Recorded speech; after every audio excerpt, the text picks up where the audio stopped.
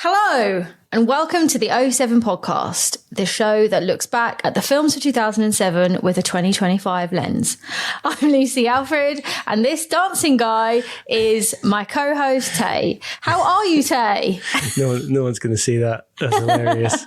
I'm good, thanks. How are you? I'm okay. We haven't spoken for a couple of weeks. Our avid listeners might have noticed a small gap in episodes. Your friends. All my friends, yeah. Apologies. Yeah, Tay's not been feeling very well. He actually lost his voice, so we couldn't do a record. Little vocal cords get tired, don't they? Yeah, that would imply a lifetime of talking too much. Speaking of vocal cords, what film are we looking at this week, Tay? We're going to talk about the film Once from 2000. Can you guess what year it's from? And it's an odd one, this one, because I'm pretty sure when it came out, everyone loved it. And it seems like in the rearview mirror of time changed things a little bit, in my mind. I definitely didn't watch it at the time and had forgotten, once again, that I'd seen it. And it was only when... Wait. Please tell me, in your memory of what you thought this film was, please let it be as good as No Country for Old Men. Well, there were some lightsabers. So there was a Hoover with an Irish accent talking to another Hoover, and it was like a precursor to the film Cars. If only. They're chased around Dublin by a serial killer. Yeah, with a lightsaber. Yeah. That would have been better, actually. Yeah, I think that would have blown the very small budget that they had. So, no, I knew it was a musical because I know the soundtrack very well. And I clearly knew the soundtrack because I'd seen the film, but I'd forgotten that I'd seen the film. And it wasn't until we got to the scene where they walk into the music shop and she plays the piano and then the famous song is sung that I was like, oh no, I definitely have seen this film. I thought I recognised it around the vacuum cleaner bit. Yeah. And it wasn't until then that I was like, no, I definitely have seen this film. And I probably watched it because I liked the soundtrack that was like everywhere. Because, by the way, guys, I'm a huge musical fan. So love all the musicals. We're going to be doing some musical films, much to Tay's chagrin. I don't like productions that have just become musical. I'm really not great with those. Like, although Wicked is amazing, it's kind of, it feels like its own thing. But when they just recreate a piece of art of some kind and then they just write some songs and just smash those things together, they don't really grab me. Do you mean like Back to the Future or something like that? Yes. Terrible. Yeah, awful. Hate. Yeah. Lucy, what is the film? Once is a lo-fi indie film shot on handheld cameras, very shakily, actually. By the end, I was like, had motion sickness. It was made for around 130,000 euros. And then it ended up grossing over $20 million. So pretty good going. It was one of those, as you say, sort of standout little indie films that came out in 2007, which ended up being a little darling of critics and audiences alike. So yeah, it was a pretty big hitter at the time. Written and directed by John Carney. He has previous on this kind of style of film, but he also did Begin Again with Mark Ruffalo and Keira Knightley. And he did Sing Street, which I think I'm a bit more familiar with. John Carney is a guy who likes to make a film with songs in it. He was in a band, and Glenn Hansard was in the same band as him for a while, I think. Glenn Hansard is the singer-songwriter in the film. And Marketa Iglova is the sort of, I'm not going to say love interest, is the other singer-songwriter in the film. There you go. She's definitely set up to be the love interest, and the audience expect them to be romantically connected, and there definitely is a connection. But you're right in it not being a standard romance. Yeah. Spoiler alert. Guy doesn't get the girl at the end. Literally called guy and girl, these two as well. Their names in the credits. Yeah, I love that. Because he actually he always says myself and herself when he's referring to him and her. I quite like that. I just thought it was lazy. But yeah, so the film follows him, Guy himself, who is a Dublin busker. And she is an immigrant flower girl. And they meet on the street over a Hoover. And...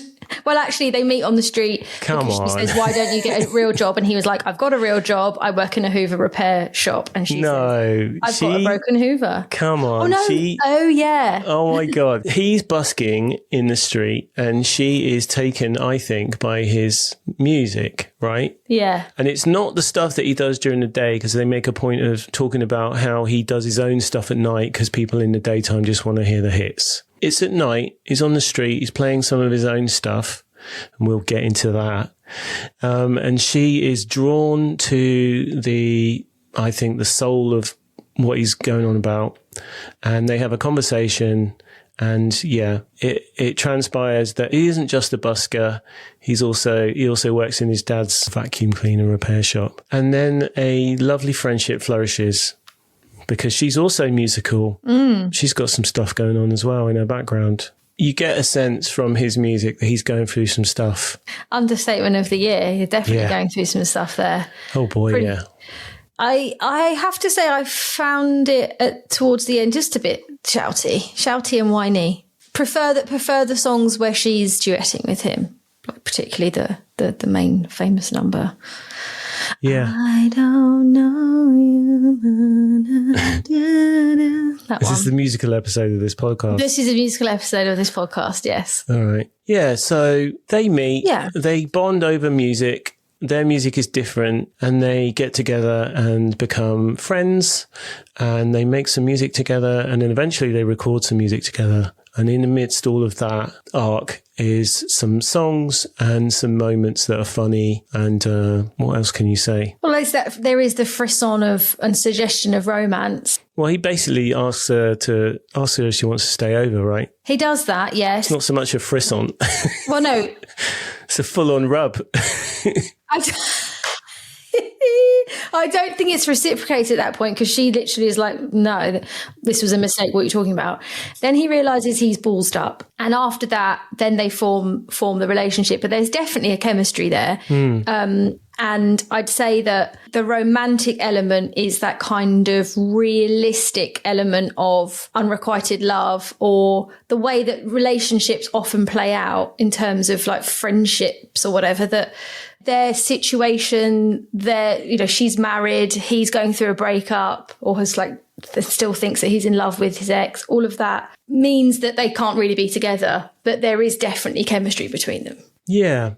She gets a bit playful with that towards the end of the film. Yeah. There's a conversation they're having while they're out just on a jaunt, overlooking the sea, and she's alternating between English and Czech, and much is made in the behind the scenes of her saying to him in Czech, and it's not translated, so it's ambiguous, but she's saying that maybe I love you. Instead of like her husband. Yeah, for sure. So yeah, I agree. A chemistry forms, and then it fucks off with him because he goes to London. Yeah, I feel like that was just a bit sort of ham-fisted at the end, because he has spent most of the film talking about what a bitch his ex is because she ran off with somebody else. And then he's like, oh, but actually I still have feelings for you and I'm going to come and meet you in London. Bye. And then that's kind of the end. I guess this is one of my problems with this film, is that the engine that's powering him and a lot of his motivation to do all this music, some of it is really, really good, is a hurt for an ex who he ends up with at the end. Yeah, I know. And it's like, oh, I felt cheated. But yeah, good on John Carney, though, for having the gumption to make a film like this, and seemingly for turning it around, A, for very little money, and B, in a way that it feels pretty credible. You were talking about motion sickness, and I didn't really get that. But this doesn't make a big deal out of the fact that it was only shot on these 1-up or 2-up from the kind of cameras that they would teach us to film with at the BBC. And that was impressive to me, and to the point of distraction, because I needed something to be distracted by towards the end of this film, because I was like, yeah, fucking hell, I get it, just do shit or get off the pot, both of you, So it's impressive that he made the film, but it's also impressive that he keeps doing it. He won't stop. He keeps making the same kind of films. And it's not to say that they're all the same, but like they're obviously distinct from each other. But like that's what he likes to do. That's his style. Performance doesn't just mean acting for him. And that's really cool. Like you could say that of some of the greats, like, you know, David Lynch. Yeah, he's got his style. That's what he does. Yeah. Would you call this a musical film? Yeah. Yeah? Yeah, I think so. If you take the music away from it, there's nothing here.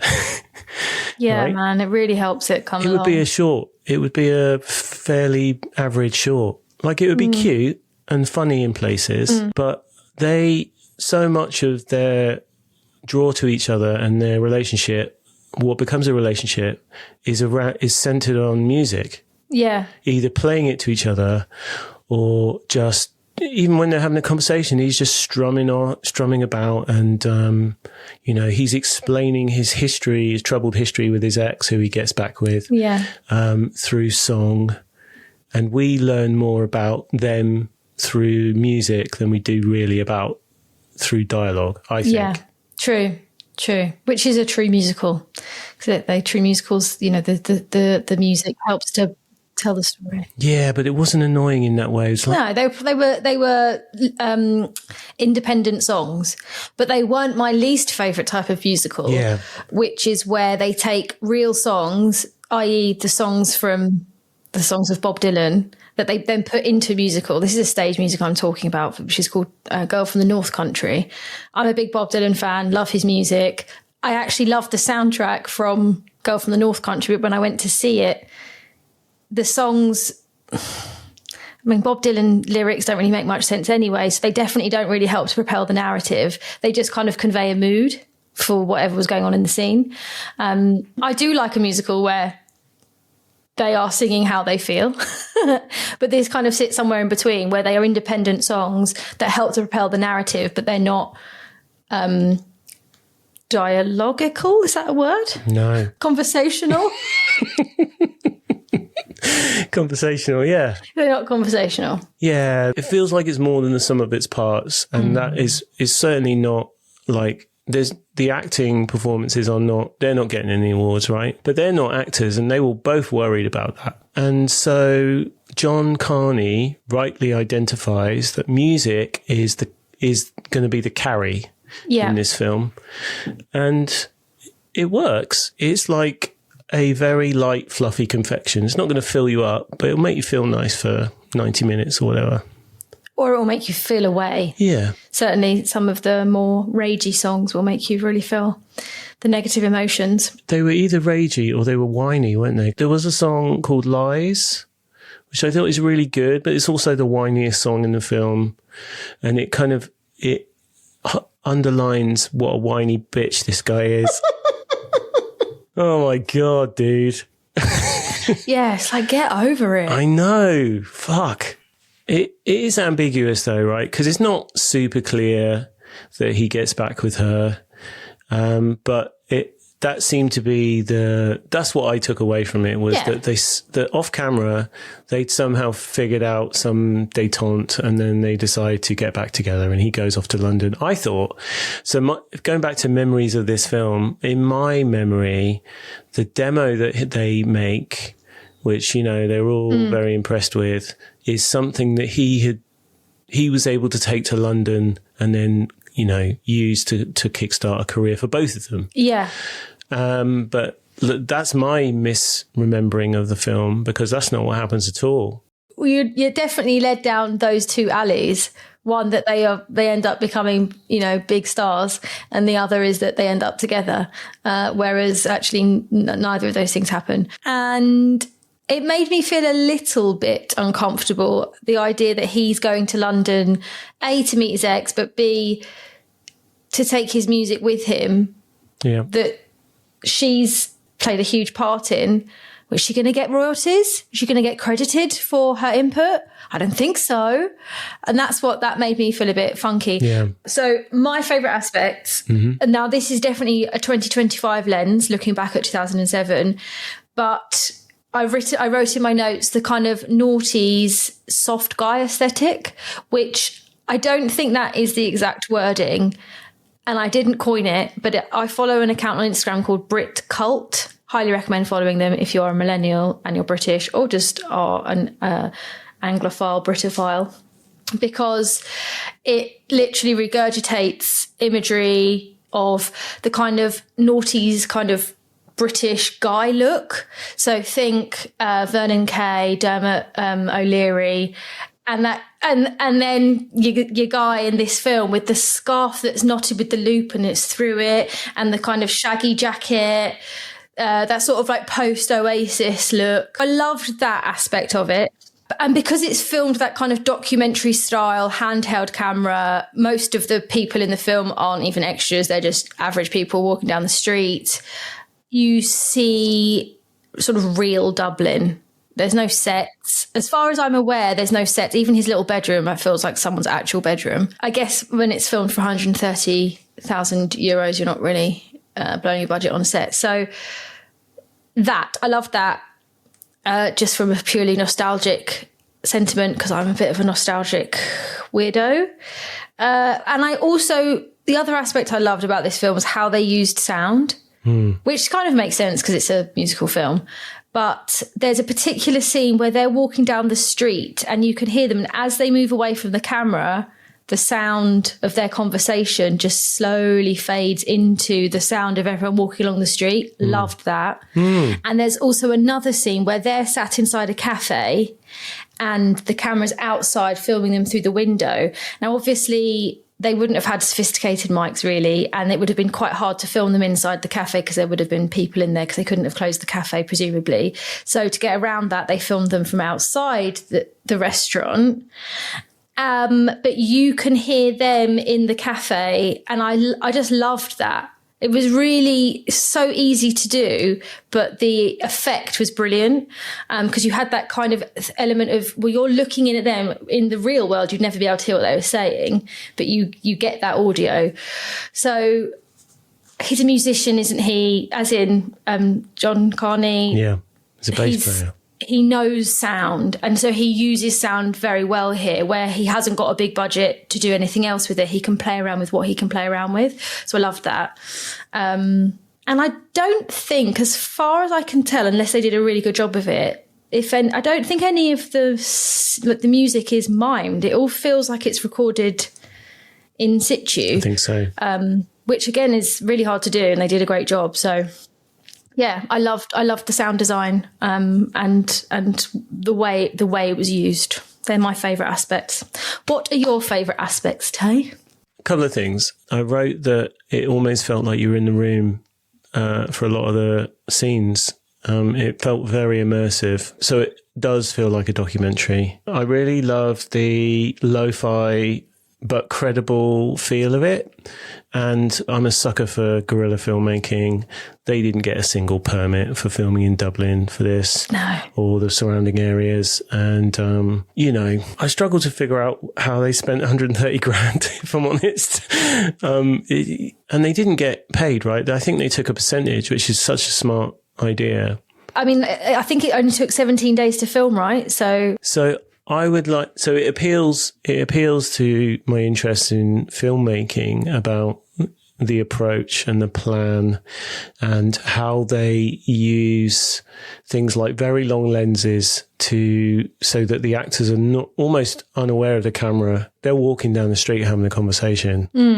And I'm sure that helped the actors as well, because they don't have to emote massively. They just have to hang out and have these semi-scripted conversations.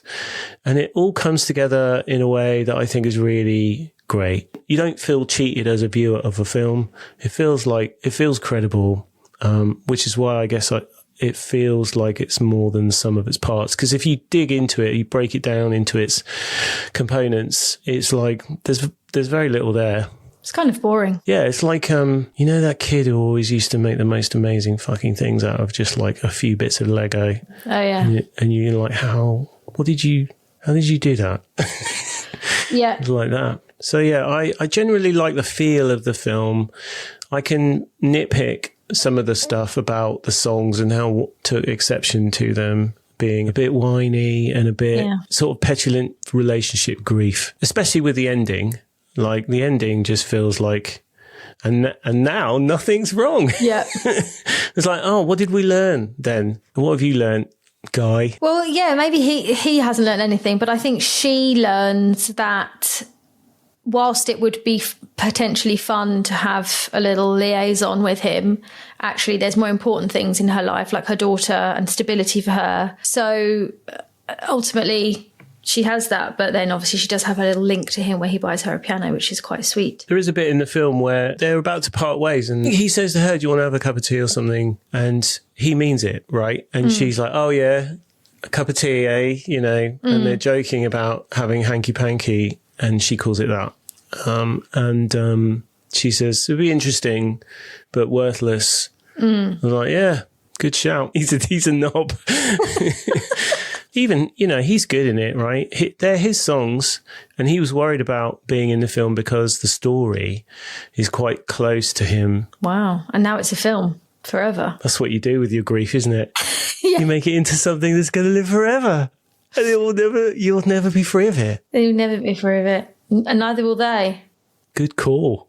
Yeah, that's big up yours, isn't it, to your exes? I don't think that. I think this is a mistake because, like, you're committing some deeply painful part of yourself to a format that will just hang around, be watched by people, and maybe even you if you forget about it for long enough, and then you're like, oh fucking hell, I forgot about this, and now I'm reminded and pissed off. But some of the greatest art has come out of heartbreak, so. What I wanted to say was, you know, when famous singers write songs about their exes, for instance, the song, but I mean, I can't believe I'm actually about to say this, but that Taylor Swift song that's obviously about Harry Styles, and it's like, the song, is it called Going Out of Style or something? I don't know. All the fans, the Swifties, say that it's about them. But if you are the person that the song was written about, you have to hear that on the radio all the time. So maybe it is a big up yours. Yeah, but it's also like, it's like having a tattoo of a failure. We just have to do what Steve Zissou did in The Life Aquatic, where he crosses out her name. I actually had an ex-boyfriend whose ex-wife, when they were still together, wanted him to have a tattoo of her name on his arm, and he said he would only do it if he was allowed to do it the Steve Zissou way. So he did. But then they did actually break up, and he had it on his arm still. Glenn Hansard and Marketa Igloba they were a couple for a brief period of time. Bit of an age gap there. Is there? I couldn't really place their ages. So in the film, at the time of making the film, so he knew her, right? He knew she must be on the sort of music circuit, and he's in a band. So they're parted obviously crossed, but she was like maybe, I think 16, 17, when John Carney started to make noises about making this film. And initially, do you know this? Do you know this is all new to me.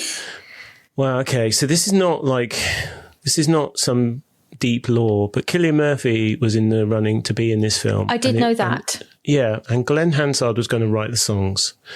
And he knew Marketa, and he said she'd be really good in this. And so he put her forward. He suggested her to John Carney. And then Cillian Murphy, he was worried about two things: not being able to do the songs justice effectively, and about acting opposite someone who didn't have any acting experience. And I don't think he was being mean about it. I think he was thinking, this is going to be really difficult for you if you struggle, right? And so he decided not to do it. And so John Carney said, look, Glenn Hansard, you are writing the songs. Why not consider being in the film? He's already got one completely non-actor, right? What's one more? Where's the harm? And I think John Carney kicked in most of the budget himself, right? Oh, wow. Yeah. I'm sure he's fine now, though. Well, I'm sure he is. So that's the backstory. So at the time of making this, Glenn Hansard, I think, was about 36, and Marketa was about 17. and they know each other. And then look at that face.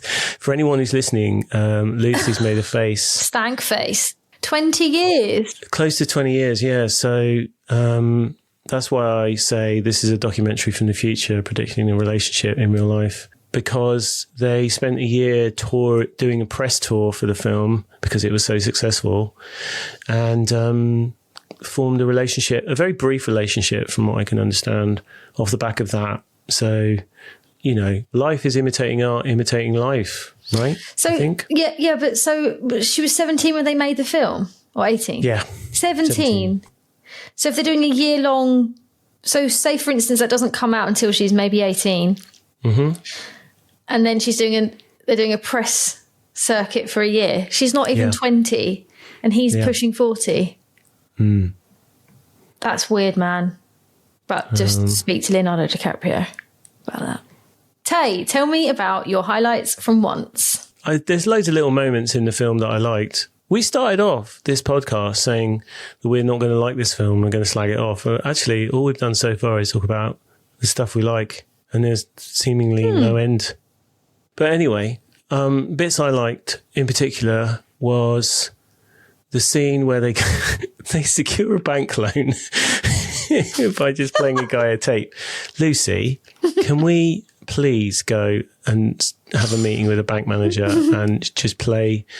I'll figure out a way to put the podcast on a tape recorder and just play it to someone and then see. That's how we meant to be. Please can we go to a charity shop and get you an ill-fitting beige suit? All my suits are ill-fitting and beige, just on the spectrum of beige. I like the fact that they won over a guy who works in a bank because I think they micro-targeted that guy. They did their homework and knew that he was a music enthusiast. Mm-hmm. And they were like, yeah, this is rocking. Yeah, have 10 grand. Yeah, so that bit really spoke to me. There are several little music videos in this film, one of which is on a beach, and it centres mostly around a frisbee. And it's like a cinematic frisbee session. You don't see too many of those. I like that bit. I like the fact that she is needling him for most of the film. It feels like she's digging at him. She's digging into his history and his feelings in a way that's like playful and not rude, and not with any agenda other than just like to get to know him. And that is fun to watch. I like the little moment with his dad. Oh, fuck you, that must be my favourite scene. Sorry, Lucy, I can't think of any other bits that I liked particularly, but you tell me about what bits you liked. I loved the scene with his dad. I loved actually all the scenes with his dad, but I particularly loved the scene with his dad listening to the song whilst he's smoking, and they're sat at either end of the very domestic table after breakfast, it looks like, I think. And he's having a smoke, his dad. And I feel like I should have done my research, but like, was that his actual dad? He felt like he wasn't an actor. Really natural. He doesn't say much, but when he does speak, it's really powerful. And in that scene, he's listening to the song, and I think he says something like, it's fucking marvellous, or play it again, it's fucking marvellous. But I loved that scene. I loved him also bringing the little teas and coffees in whilst they're having band practice in his room, where it's so infantilized, where he's like he's like clearly a guy in his mid-30s in his dad's box room. With his mates doing band practice. Very cute. Loved that. Felt like, going back to what you said about you felt like you were in the room, you for sure felt like you were in the room in that scene, because it's so busy. There's so many people in the cameraman must have just been sat there like holding onto the camera. So yeah, love that. And then of course, as I said, I loved the scene, which was my cue to remembering that I had seen the film, in the music shop where he runs through the song with her, the famous song, and they sing it together. It's beautiful. And that's, I think, maybe the best part of the film, that scene. There's a funny story about that scene told by Glenn Hansard, where the guy who runs that shop, after the film came out and was a success, loads of people would go to his shop. Oh, because they'd find out that his shot was the shot where that was filmed. And they're like, oh my God, is that the piano? And he'd say, yeah. And he'd sell that piano and then he'd buy a replacement for that piano. And then someone else would come and he'd sold the same piano about like 7 times. Wow. Yeah. Funny. That's brilliant. Okay, Tay, would you say there's anything more or less relevant in 2025 than there was in 2007 when looking at Once? Well, one of the reasons why I picked Once was a lot of the sentiment happening around the entire West at the moment about immigrants and their role in society. So I do feel like any attempt to make a film like this now would be treated as a sort of woke Hollywood attempt to try and soften some people's, problematic stances about where they think their problems are coming from in life. So I think that aspect of it would definitely get some traction amongst some people and some hate. But also, I just don't think a film like this would get made. I think the novelty of guerrilla filmmaking is gone. Yeah. And so, a $20 million return on a film probably doesn't do much these days. And this is the point of this podcast, right? Was to talk about films that probably wouldn't exist in 2025. Yeah. And so this feels like one of those. Something like it. We have musical films, but they feel a bit more grandiose and a bit more like proper productions these days. Oh, yeah. They're not, they're getting their permits to film on the streets. They've got sets.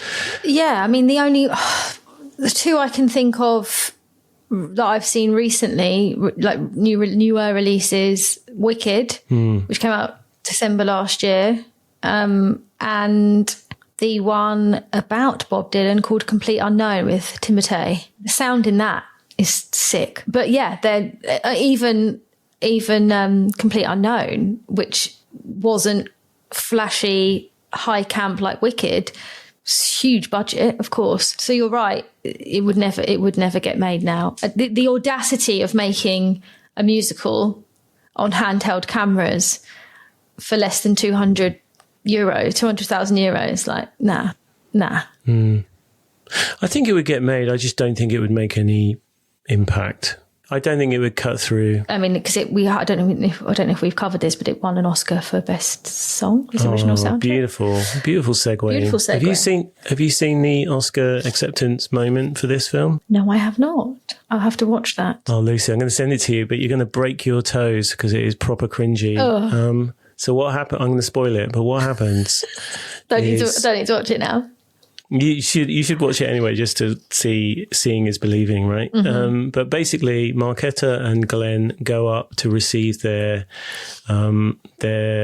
best original song award, and Glenn talks for a bit, and then Marketa goes to speak, and then they play them both out. Oh no, that's awful. I know, it was awful, but that will happen about 3/4 of the way through the video, and then you'll be like, that's weird. What's the rest of this? And what happens at the end of that video is that they bring Marketa out later on in the award ceremony to speak. Oh, good. And she came out and talked. She's got a really funny accent as well. It's like she is Czech, right? But she does sound like a Dubliner as well. It's really, it comes out in the film.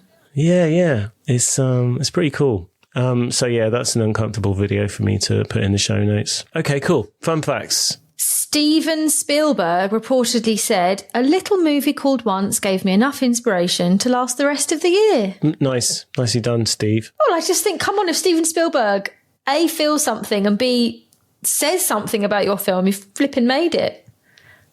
Yeah, I think much was made of it in the Once camp, and I'm sure it shifted some units.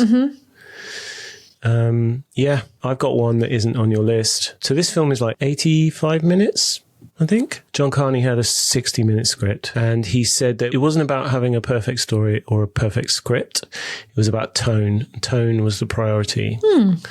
And I think that he is successful in that. I mean, clearly he is, because, it made a boatload of money. Yeah. So, yeah. So it is good. Yeah, it is. It's all right. I wouldn't tell people not to watch it. But would you say that you'd give it the same rating as you did when you first saw it today? You know, like when someone ambushes you and say, "Oh, what do you think of what we've done with the decorating?" And you never thought about the room that you're in or how different it looks, and you're just like, "Oh, it's nice." I think that was my reaction. Having seen this film, I wasn't offended by it. It was just a nice, trouble-free 85 minutes. Yeah. And I came out feeling a little bit lighter. And I was like, oh, it's good. And humming the songs. Yeah. Job done. Yeah, I'd agree. I'd give it a 3 out of 5. Yeah. Like we started this podcast in a very grumpy effect and griped about this film. Turns out I didn't hate it. Like I say, some of its parts, it comes together really, really well. And, it did well. And John Carney gets to make more films like it. And so that's the name of the game, I think. Yeah. And it should be noted that another reason why we also watched this film was because I requested that we didn't watch a Hollywood/American film. So it was actually quite nice to watch something that was a bit different. So it was a great year for film throughout the world. We will be looking at films from other nations. So, stay tuned for what comes next. Glenn Hansard and Makete Iglova wrote most of the songs before the script. The music came first. Did you know that, Lucy? I did know that, Tay, yes. That was a problem for a little while because they disputed whether or not it was a song that was originally written for the film because the song existed before the film. Oh, wow. And so they almost lost their Oscar award, but then the panel of people who make those decisions took another look and they were like, no, it's all right. Right, Tay, we're coming to the end. Let's wrap it up. Would you watch Once Again? Yeah, I would, under a very specific set of circumstances. So if I had exactly 85 minutes to spare and I wanted to just have something light, like a palate cleanser, just something light and something that is just a little bit sweet and not too heavy, I would eat that while watching the film once.